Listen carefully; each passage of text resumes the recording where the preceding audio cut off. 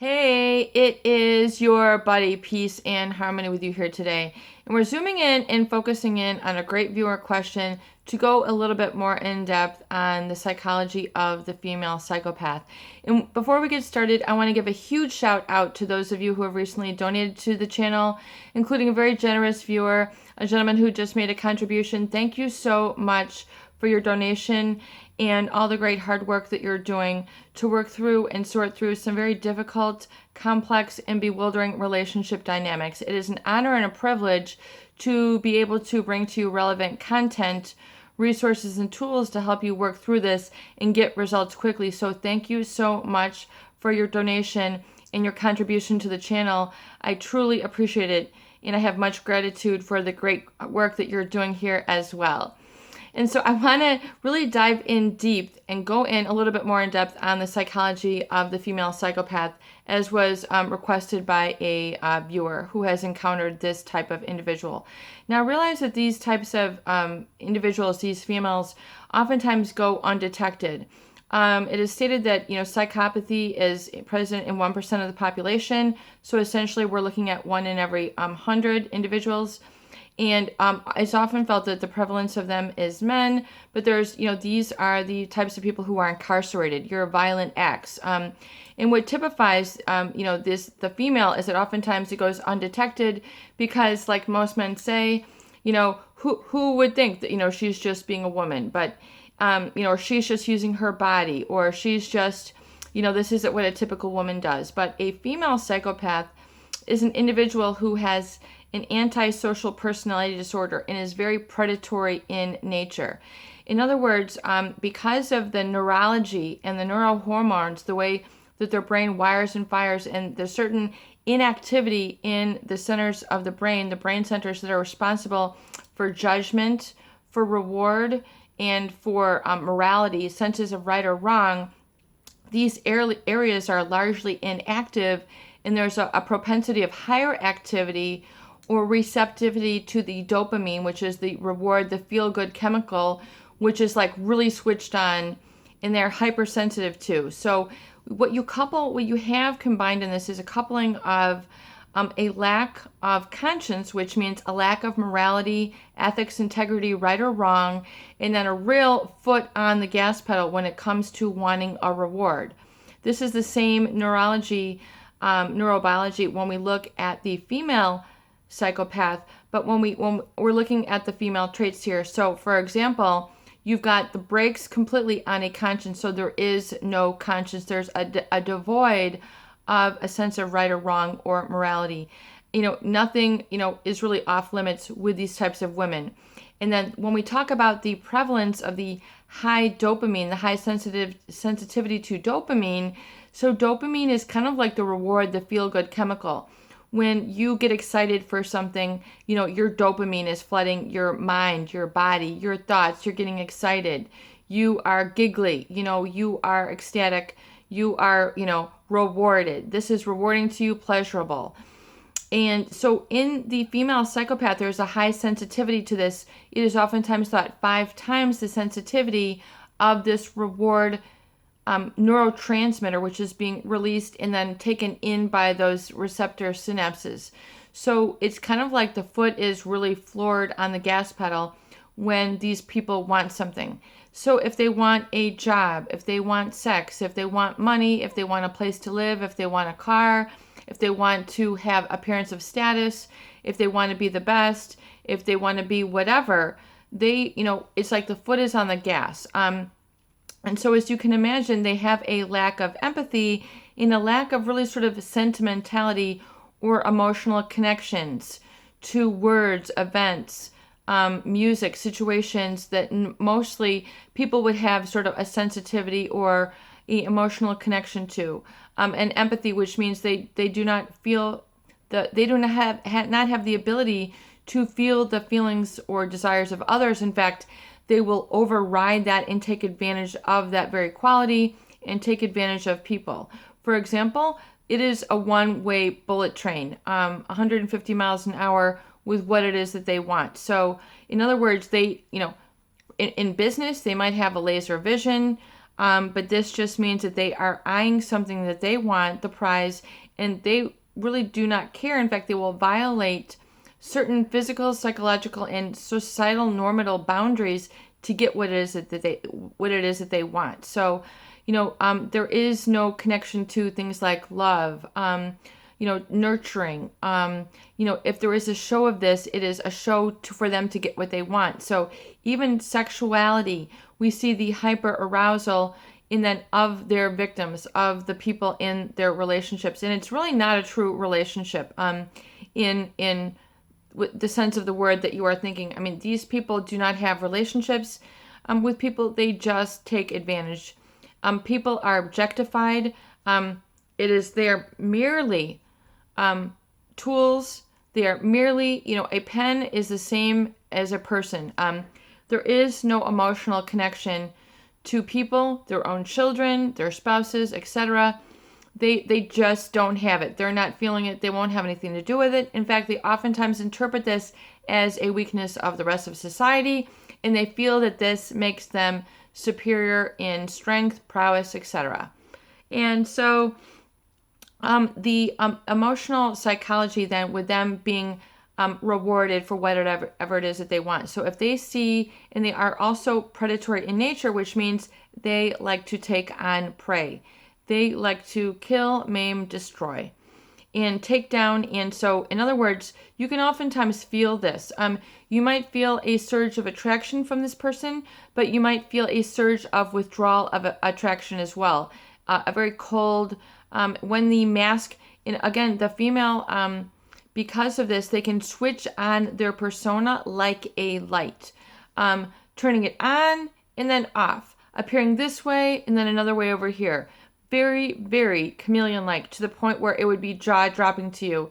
It's like an impersonator. If you've ever seen like a Robin Williams, who's able to, but he is talented in this, and he did have, some very sorrowful situations and health issues, psychological included. The female psychopath is able to switch on a mask or a persona. I mean, they can be like the humble person, then they can be like the queen. They can be political, and then they can be anti-political. They can be motherly, and then they can be scourly. They can become angelic, and then they can become evil. They can switch on and off a whole host of different emotions, tonalities, personalities, to the point where it's a true, almost like a metamorphosis. You would not recognize this person. They have a very, very bizarre ability to become like a lot of different people. And so when you see the mask slip or the mask fall off and you're like, oh my God, I don't recognize this person, it is because you are dealing with a psychopath. You're dealing with someone who understands that they look at life, situations, professions much differently. It's how can I get to the top? How can I get what I want? And just leave a wake of rubble if that's what it takes. When it comes to men and sexuality, because they are really sort of asexual in nature, meaning that they don't have relationships for the sake of being in love.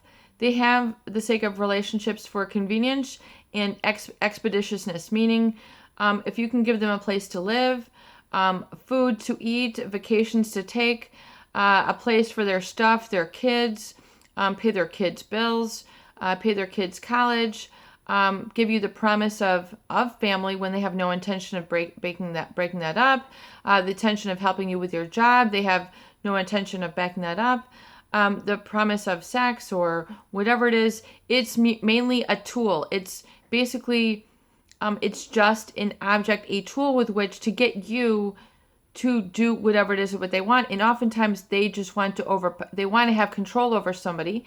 So they have sort of a pleasure that is derived from being over to take people down, particularly, people who are married, adept in their profession, public figures, because that's like a bigger prize to them. It's kind of like, I got the biggest boar in the woods. Let me put this on, let me throw you in the back of my truck and let me hold up my shotgun and look, this filled the whole flatbed of my truck. You are my biggest prize. So it's kind of like that. And And they really don't have an emotional connection to people, places, or things. So they don't really have a sort of mourning or like feeling a sense of loss if they're late, if they lost a job, if they lost a relationship, if they're not there for their kids, if they keep putting things off. They just don't have like an emotional conscience. In other words, like, oops, I shouldn't have done that, and then the ability to learn. So they will continue to do this again and again and again. They will do this to the next person. They have no emotional connection. I mean, your name is forgotten. They might, you're the guy with the blue car. You're the guy with the white car. I mean, it really boils down to that. And they have no loyalty or emotional connection to others, even with the act of sex. And so this creates an opportunity for them to hyper arouse, violate boundaries. You'll find that they're extremely suggestive, taking sexual opportunities when you would not want it, not expect it, make you think it's exciting. You're in a public place, you're in a parking lot, you're at your workplace, you're by your kids, you're after hours, you're becoming exhausted, but yet they're preying on your ability to feel like a man, and to take advantage of your ability to provide or to be practical. And so they might use these very statements with which to take you over. And so it's very, you'll see that they will violate boundaries, go into wallets, go into briefcases, go into phones, get information, use things against you, give you the psychological taking over, the befuddling of messages, a very cryptic, enigmatic speech. In other words, in the way that they will use their vocabulary is not in the normal sense of the words. In other words, they might tell you, I like your fancy pants, and then they're referring to the way that you breathe. The way that they talk about it, this is very odd, but they have a very strange pairing of vocabulary, and it's meant to hyper arouse and sexual in nature. And if you can get men, hyper aroused, they cannot think clearly, and so that is where the destruction begins. Then we see the abandonment of things which are of value to you, the keys of your car, the keys of your house, your family, your kids. No longer these are important to you. You begin to become severed or feeling kind of alone, yet you're tinging this with like, maybe I'm improving or getting what I want in my life. So there's this distortion and contortion of the meaning. And furthermore, and then it will twist and contort, so your decisions, so you begin making decisions which are beside yourself. Oh, this is out of character for me. Maybe this is just a new page in my life. This is just a new chapter. So you begin to make excuses to yourself, with why this is happening. And then you're wondering why you feel so distant to your work, so distant from your family, so distant from your finances, so distant from your future, because these people are taking you over. They're getting whatever it is that they want. The way that they will make remarks, you have to be very careful and not get sucked in. If you've gotten sucked in, you need to get yourself out of there ASAP. Cut off connection. Don't give them eye contact. Do not respond. It is a horrible thing to be taken over, because as we know about a predatory nature, it's not just a play thing, it's a kill thing. In other words, they want to destroy you, take you down financially, philosophically, psychologically, spiritually, whatever it is. They want to ruin your reputation, make you feel humiliated, ashamed, and then you're feeling regret.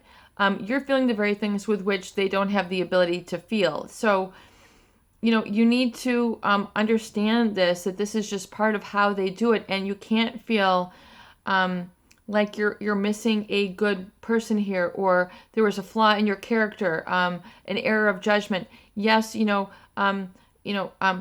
had you had been targeted by this person. This is very unfortunate. This is horrible. It is a very heartbreaking thing, because you might still feel the pangs of love. You might still feel that, this woman was your everything. They made you feel so good.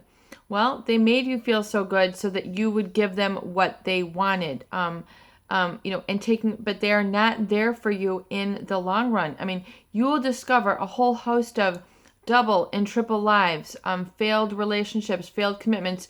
You won't be able to see pictures of their history because they don't have a history to share with you. You'll feel like they never brought it up because it doesn't mean anything to them. It is not, all they want to do is have the appearance and get whatever it is that they want, and then use it to kind of overpower others. Not kind of, but yes, to overpower others. So it's a horrific situation. Please learn to pull yourself away and erect and enforce your personal boundaries when it comes to these types of individuals. It is your buddy, Peace and Harmony, with you here today, and I really hope that these videos do help. Please share and please subscribe for more great tools, videos, discussion, and support.